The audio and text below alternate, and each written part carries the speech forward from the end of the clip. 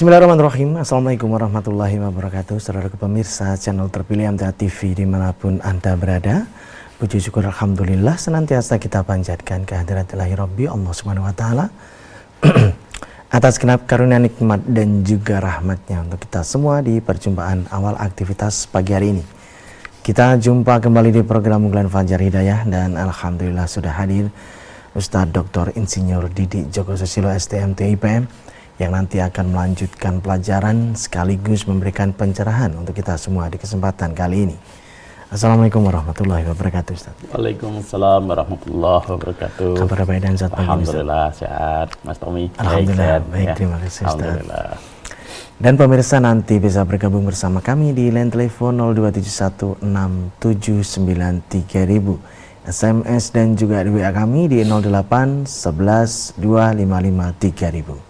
Segera kita simak pelajaran kita pagi ini. Silakan, Ustaz. Baik. Bismillahirrahmanirrahim. Innal hamdalillah nahmaduhu wa nasta'inuhu wa nastaghfiruh wa na'udzu billahi min syururi anfusina wa min sayyiati a'malina. May yahdihillahu fala mudhillalah wa may yudlil fala hadiyalah. Asyhadu an la ilaha illallah wahdahu la syarikalah wa asyhadu anna Muhammadan abduhu wa rasuluh. Allahumma salli wa sallim wa barik ala Muhammad wa ala alihi wa ashabihi ajmain. Amma ba'du. Kaum muslimin muslimat yang insyaallah dirahmati Allah, para pemirsa MTA TV, pendengar Persada FM. Alhamdulillah, puji syukur mari senantiasa kita panjatkan kehadirat Allah Subhanahu wa taala atas curahan rahmat kasih sayang yang senantiasa diberikan kepada kita, atas nikmat hidayah yang Allah tetapkan pada kita sehingga kita menjadi hamba-hamba Allah yang beriman kepada Allah Subhanahu wa taala. Hamba-hamba yang meyakini bahwa Allah Subhanahu wa taala adalah Rabb-nya, Tuhannya. Hamba yang meyakini bahwa Allah Subhanahu wa taala adalah ilahnya, sesembahannya. Dengan keyakinan itu kemudian mendorong kita untuk senantiasa menjalani kehidupan ini sesuai dengan petunjuk-petunjuk Allah Subhanahu wa taala yang kita dapati di dalam firman-firman Allah, di dalam kitabullah, di dalam Al-Qur'anul Karim.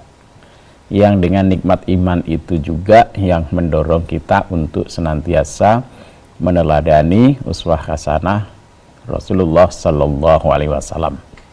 Tentu nikmat ini harus kita jaga secara terus-menerus sehingga kita nanti kembali kepada Allah Subhanahu wa taala.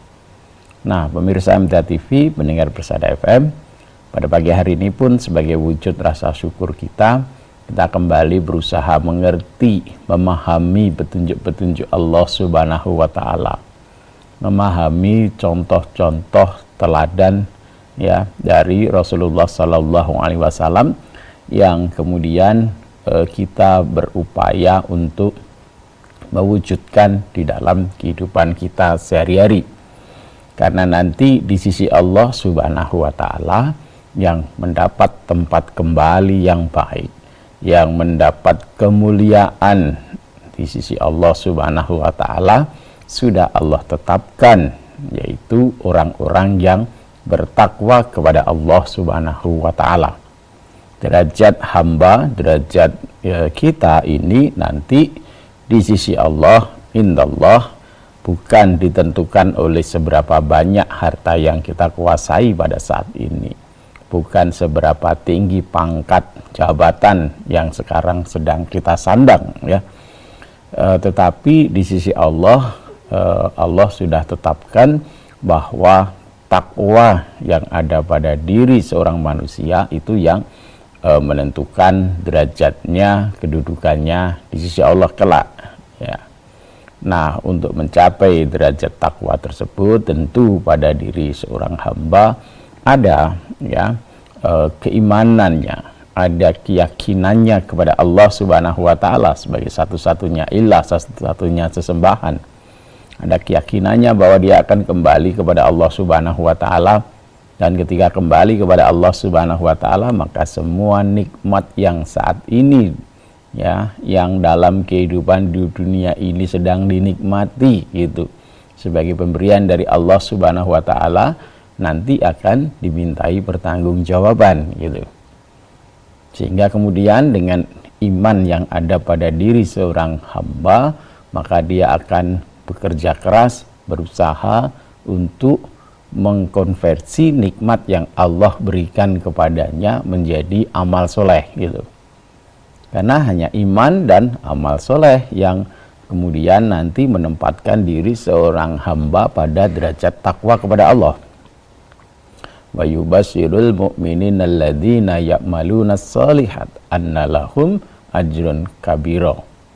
Dan memberi kabar gembira bahwa orang-orang yang berimanlah, orang-orang yang mengerjakan amal solehlah yang nanti di sisi Allah Subhanahu wa taala memperoleh pahala yang besar, memperoleh jannahnya Allah Subhanahu wa taala.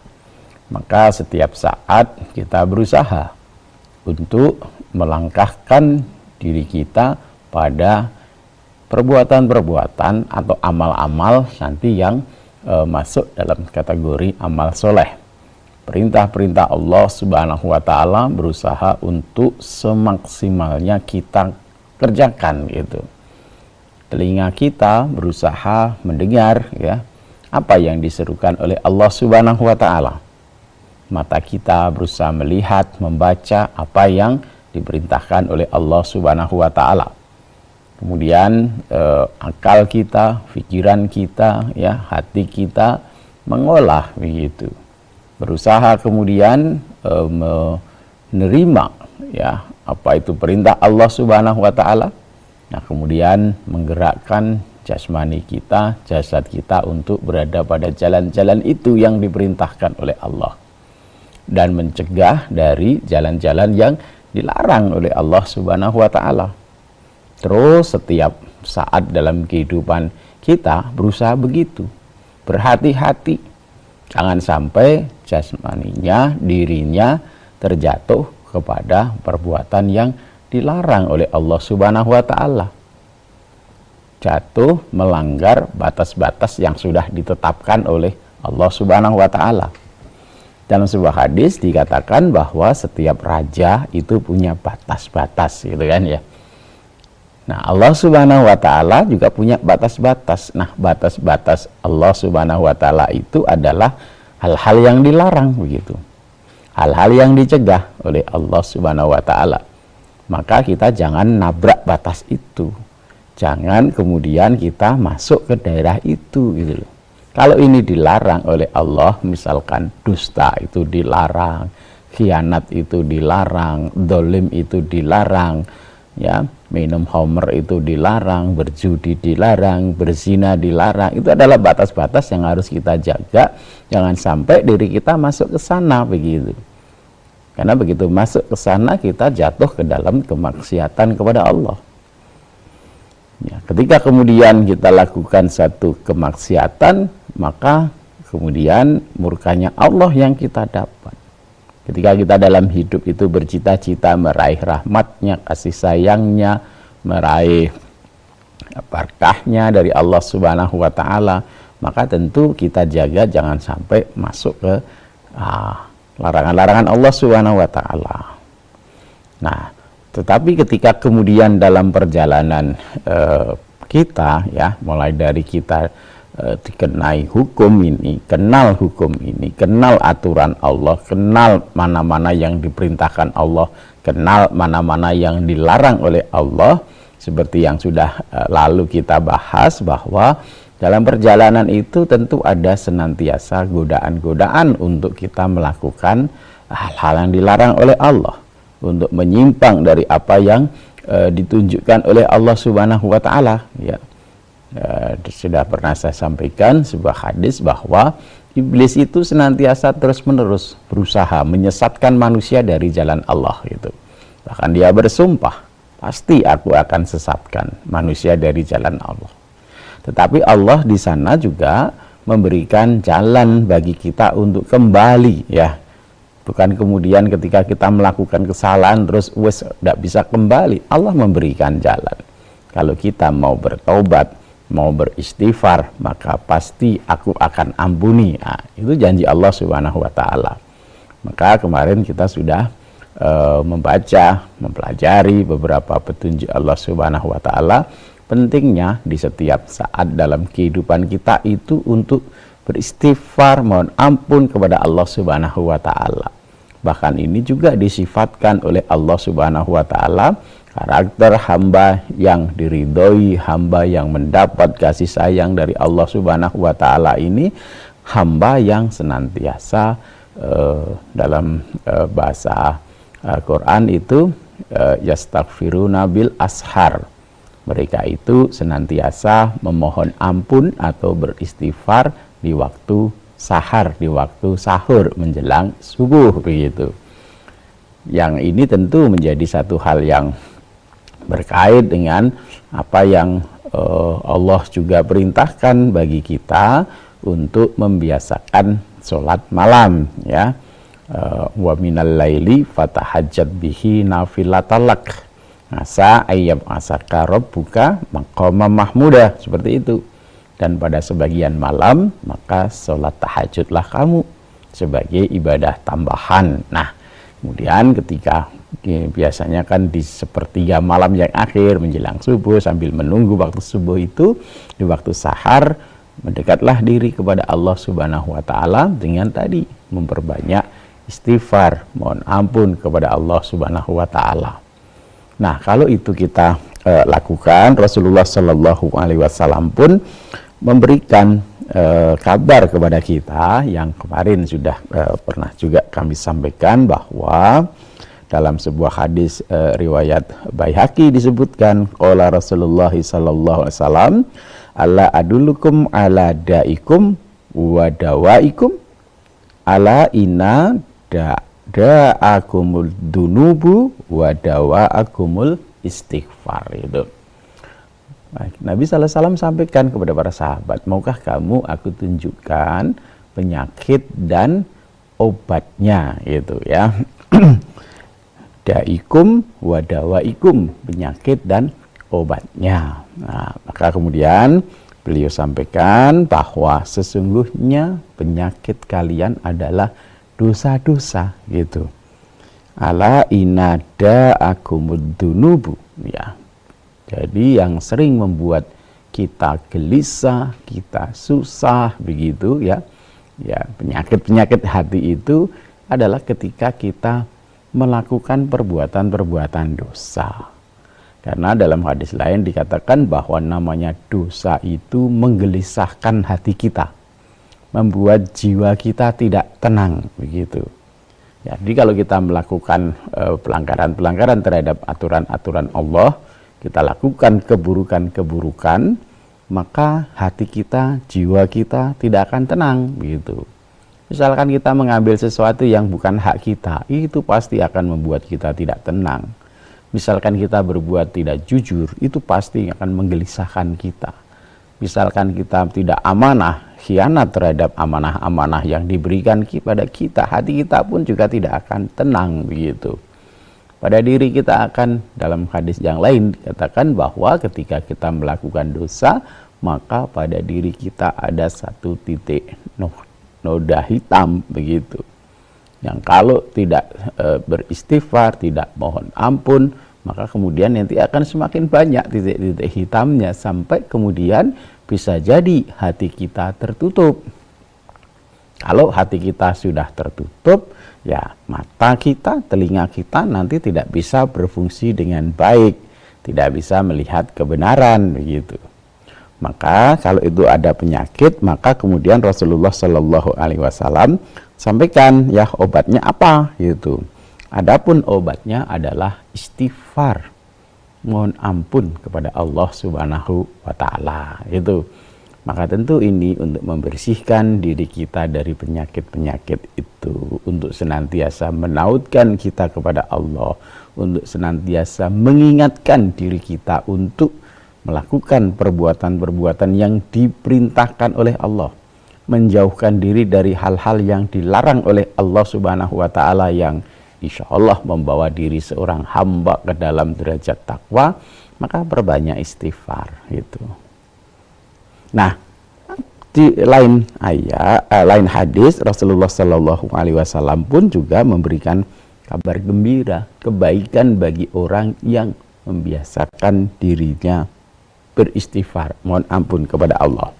Dalam sebuah hadis riwayat Abu Daud, Nasai dan Ibnu Majah disebutkan an Abdillah ibni Abbas radhiyallahu anhu qala Rasulullah sallallahu alaihi wasallam man lazimal istighfar ja'alallahu lahu min kulli hammi farajan wa min kulli dhiqin makhrajan wa razaqahu min haitsu la yahtasib. Jadi ketika orang membiasakan untuk beristighfar, membiasakan untuk mohon ampun kepada Allah Subhanahu wa taala, ya disatakan di situ man lazimal istighfar, barang siapa melazimi, membiasakan, menghiasi dirinya dengan senantiasa beristighfar, mohon ampun kepada Allah Subhanahu wa taala, maka Allah memberinya jalan keluar dari setiap kesusahannya. Nah, ini yang tentu setiap kita mengalami kesulitan, kesusahan, tentu kita berharap ada jalan keluar dari kesusahan kita, kesulitan kita.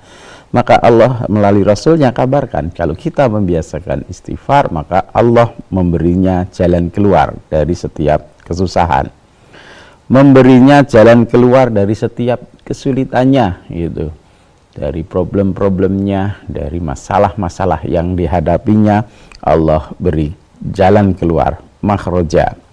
Kemudian dan memberinya rizki yang tidak disangka-sangka, gitu. Jadi ini sekali lagi ketika kita istighfar, maka tidak sekedar ampunan yang kita peroleh dari Allah Subhanahu wa taala, tetapi kebaikan-kebaikan, kemudahan dari masalah yang kita hadapi, dari kesulitan-kesulitan yang di depan kita. Dengan kita istighfar, mohon ampun kepada Allah, maka Allah beri kebaikan-kebaikan kepada kita, beri jalan keluar, beri rizki dari arah yang tidak disangka-sangka.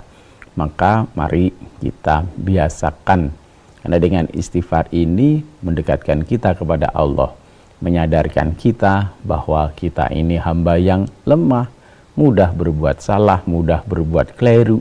Maka kemudian dengan istighfar akan menguatkan kita untuk tidak berbuat salah, untuk tidak berbuat keliru, untuk menjaga dirinya dari melakukan hal-hal yang dilarang oleh Allah Subhanahu wa taala.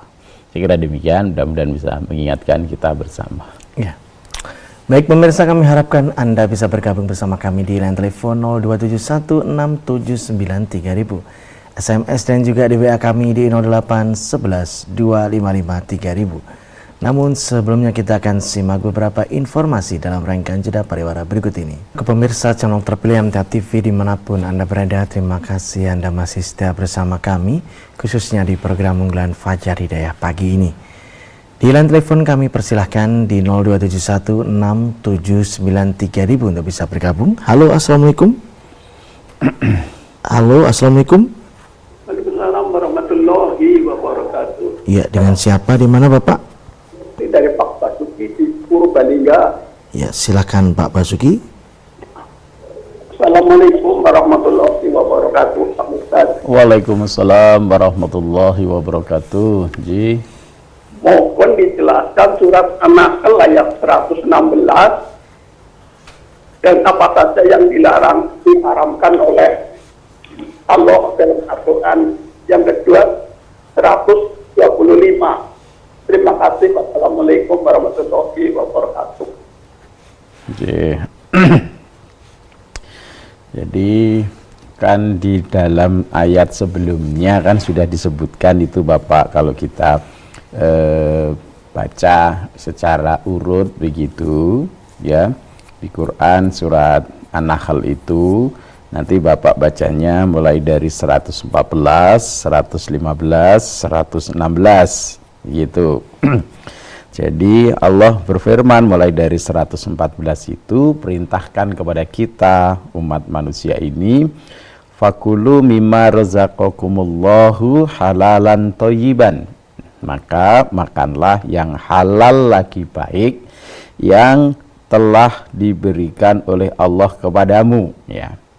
Jadi perintahnya asal dari Allah Subhanahu wa taala, kita ini orang yang beriman kepada Allah Subhanahu wa taala itu diperintahkan untuk makan yang halal, makan yang thayyib ya. Yang halal tentu yang dihalalkan oleh Allah gitu. Washkuru nikmatallah in kuntum iyyahu ta'budun. Maka bersyukurlah ya atas nikmat yang Allah karuniakan jika kita menghambakan dirinya hanya kepada Allah gitu. Jika kita menjadikan Allah Subhanahu wa taala itu sebagai Rabb kita, sebagai ilah kita, sesembahan kita, Tuhan kita, maka bersyukur dengan nikmat karunia yang Allah sudah berikan kepada kita. Nah, kemudian Allah jelaskan ya yang diharamkan oleh Allah. Innama harrama alaikumul maitata waddama walahmal khinzir wa ma uhilla li ghairillahi bi. Sesungguhnya Allah hanya mengharamkan atasmu memakan bangkai. Ya, bangkai itu ya binatang yang mati tanpa disembelih begitu. Bisa terjatuh, bisa ya segala macam yang mati tanpa disembelih gitu, jadi bangkai begitu. Kemudian darah, ya ini yang dimaksud adalah damam masfuhan, darah yang mengalir, darah ketika kita menyembelih hewan sembelihan, kemudian kan mengalir darahnya itu. Nah, kemudian kadang-kadang ada yang ditampung, kemudian menggumpal, nah itu tidak boleh dimakan, haram gitu ya. Lahmal khinzir, daging babi itu juga haram ya. Babi dan segala mungkin kita kadang-kadang kita sebut babi, celeng dan seterusnya lah, sagrup itu diharamkan oleh Allah Subhanahu wa taala ya. Baik yang jinak maupun tidak sama, itu haram babi gitu. Kemudian wa ma uhilla li ghairillahi bi. Dan sembelihan yang disembelih bukan untuk Allah, bukan karena Allah begitu. Yang diazamkan untuk selain Allah ya. Biasanya kita menyembelih itu misalkan kita ini hewan kita sembelih untuk makan kita gitu. Karena diperintahkan oleh Allah Subhanahu wa taala kita sembelih. Yang menyembelih seorang yang beriman, orang Islam, maka halal dagingnya. Kemudian misalkan ini sebenarnya zatnya hewannya halal ya, bukan babi misalkan ya, ayam atau kambing atau sapi, ini kan halal, boleh kita makan. Kemudian kita sembelih itu kita peruntukkan untuk mencari selamat kepada selain Allah ya. Misalkan saya sedang bangun rumah, supaya rumahnya selamat maka saya harus sembelih ayam ini, dan ayamnya diberi kriteria ayamnya yang harus hitam mulus misalkan seperti itu, dan tak sembelih untuk itu. Nah, sembelihan untuk cari keselamatan kepada selain Allah ini jatuhnya kepada uhilla li ghairillah, sembelihan yang selain Allah Subhanahu wa taala. Misalkan saya punya pekerjaan bikin jembatan supaya nanti aman, tidak ada gangguan, supaya tidak rubuh dan seterusnya, maka saya potong kerbau atau sapi, kemudian kepalanya ditanam dan seterusnya. Nah, kalau sembelihan-sembelihan itu tentu termasuk uhilla bihi li ghairillah, sembelihan yang diperuntukkan untuk selain Allah Subhanahu wa taala gitu. Nah, tetapi famanitura ghairu baghin wala adin ya, tetapi dalam satu keadaan tertentu ya, keadaan darurat di mana seseorang terpaksa memakannya gitu. Karena tidak ada makanan lain, misalkan tersesat di hutan dan seterusnya ya, terdampar di satu daerah yang tidak ada makanan selain makanan yang diharamkan gitu. Dan dia ketika makannya itu tidak menganiaya dan tidak pula melampaui batas, tidak berlebih-lebihan, tetapi memang makanan itu dibutuhkan untuk menjaga kehidupannya seperti itu. Maka sesungguhnya fa innallaha ghafurur rahim, maka itu tidak apa-apa. Baru kemudian ke ayat 116-nya Allah sampaikan di situ, wala taqulu lima tasifu alsinatukumul kadiba hada halalun wa hada haramun. Nah, ini larangan dari Allah Subhanahu wa taala, dan jangan kamu mengatakan terhadap apa yang disebut oleh lisanmu secara dusta, bahwa ini halal, ini haram gitu. Jadi ketetapan sebuah atau satu makanan, satu bahan itu halal, itu haram, itu tidak boleh manusia, tidak boleh kita menetapkan tanpa dasar, tanpa ketetapan dari Allah dan Rasul-Nya gitu. Pembuat syariat itu adalah Allah dan Rasul-Nya, bukan kita ya. Maka kalau kemudian kita menetapkan ini halal, ini haram tanpa dasar, tanpa ketetapan dari Allah dan Rasul-Nya, ini yang dikatakan kita mengada-adakan dusta gitu. Karena pada saat itu, pada saat Rasulullah SAW itu diutus, ada banyak ya ketetapan-ketetapan dari orang-orang Quraisy pada saat itu, bahwa oh kalau unta yang begini itu tidak boleh dimakan karena dia sudah begini, ada masalah saibah dan seterusnya seperti itu. Kalau kita tetapkan di sekarang, oh kalau makanan yang kayak gini itu nggak boleh dimakan gitu, haram, tidak boleh begitu. Nah, ada nggak ketetapannya dari Allah? Ada nggak ketetapannya dari Rasul? Jadi yang berhak menghalalkan, yang berhak mengharamkan makanan itu adalah Allah dan Rasul-Nya. Kita tidak boleh menetapkan, oh ini halal, oh ini haram. Tidak boleh. Ketetapan itu hanya Allah dan Rasul-Nya. Maka dikatakan di situ, kadang-kadang orang melakukan itu karena kebiasaan atau karena kultur dan seterusnya di situ, maka tidak boleh. Maka innalladzina yaftaruna 'alallahil kadiba la yuflihun. Apalagi kalau kemudian kita sandarkan halalnya, haramnya, ini aturan dari Allah, ini aturan dari Rasul, sementara kita tidak ada nasnya, tidak ada dalilnya, tidak ada ketetapannya dari Allah dan Rasul-Nya, maka kita sudah mengadakan kebohongan terhadap Allah, kebohongan terhadap Rasul, berdusta atas nama Allah, berdusta atas nama Rasul. Kalau itu kita lakukan, dikatakan di situ tidak beruntung kita, baik dalam kehidupan di dunia maupun di akhirat. Meskipun kayaknya kadang-kadang kita memperoleh keuntungan dunia ya, memperoleh penghasilan mungkin dari pekerjaan kita itu gitu kan, karena kita menghalalkan, mengharamkan apa yang tidak dihalalkan, tidak diharamkan oleh Allah dan Rasul-Nya begitu.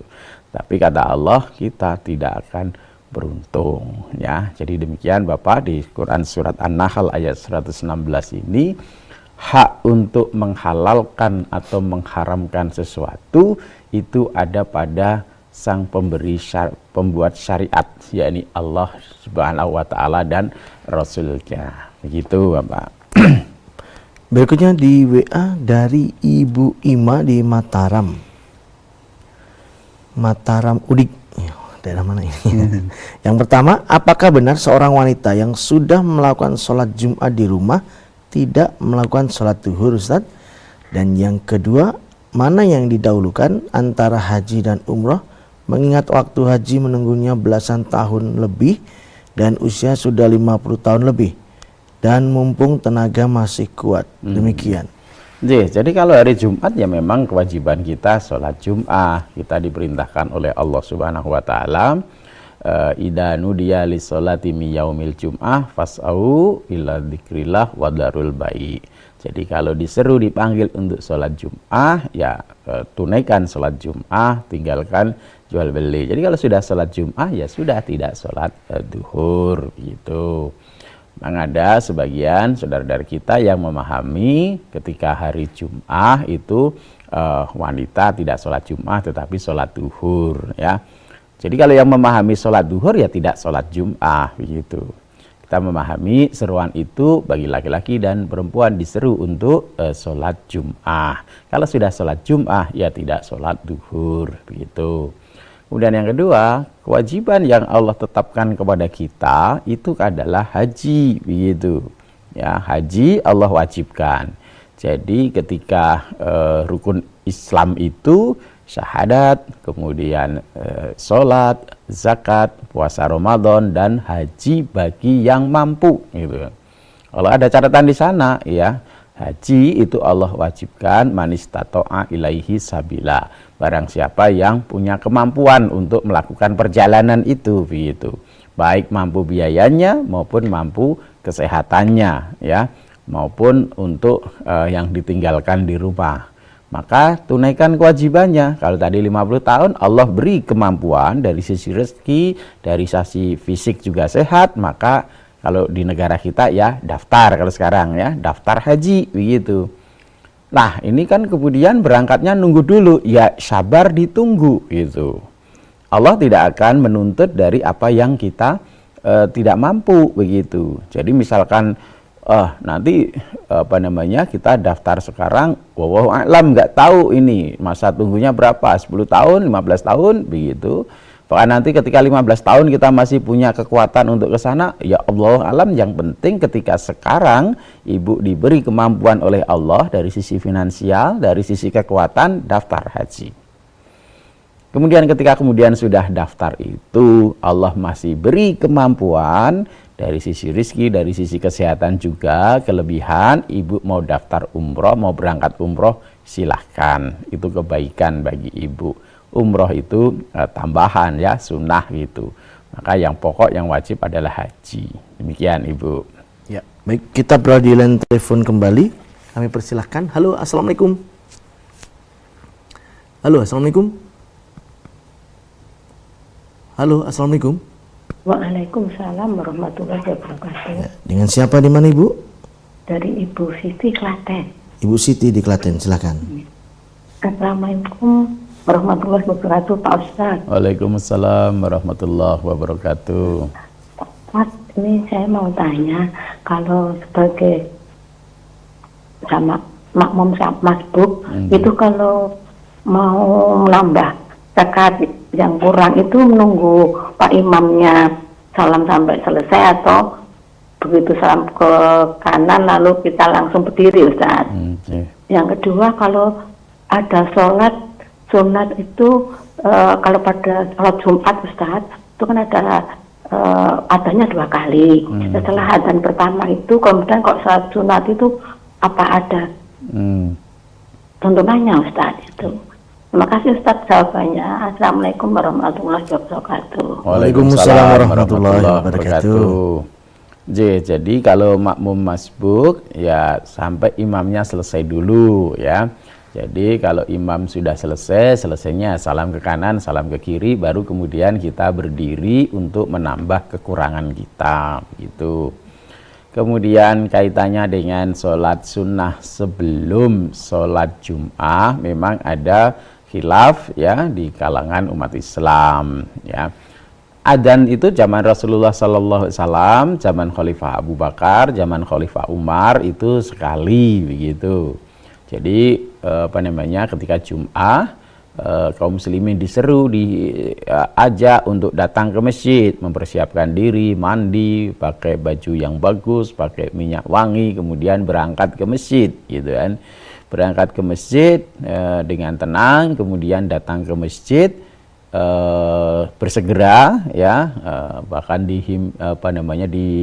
dihasung supaya datang di shaf yang pertama, maksudnya datangnya awal begitu ya. Meskipun kadang-kadang kita sekarang datang awal tapi tidak di shaf yang pertama, nyari dinding untuk bersandar, kadang-kadang begitu. Datang di shaf awal diberi hasungan oleh Rasulullah SAW, besar pahalanya seperti itu. Nah kemudian ketika datang kan khotib belum ada di mimbar, belum naik ke mimbar, maka kemudian tuntunannya sholatlah seberapa kita mampu gitu kan.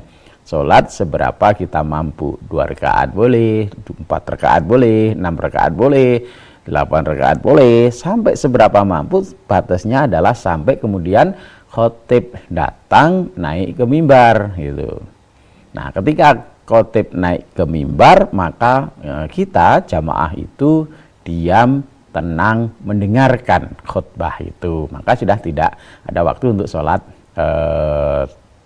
sebelum Jum'ah itu, atau kita biasa sebut sholat qobla Jum'ah begitu, bukan qobliyah begitu. Jadi kalau datang ke masjid masuk masjid, kemudian sholat 2 rakaat, yang kita biasa sebut tahiyatul masjid. Kemudian kalau khotib belum naik ke mimbar, sholat seberapa dia mampu. Itu.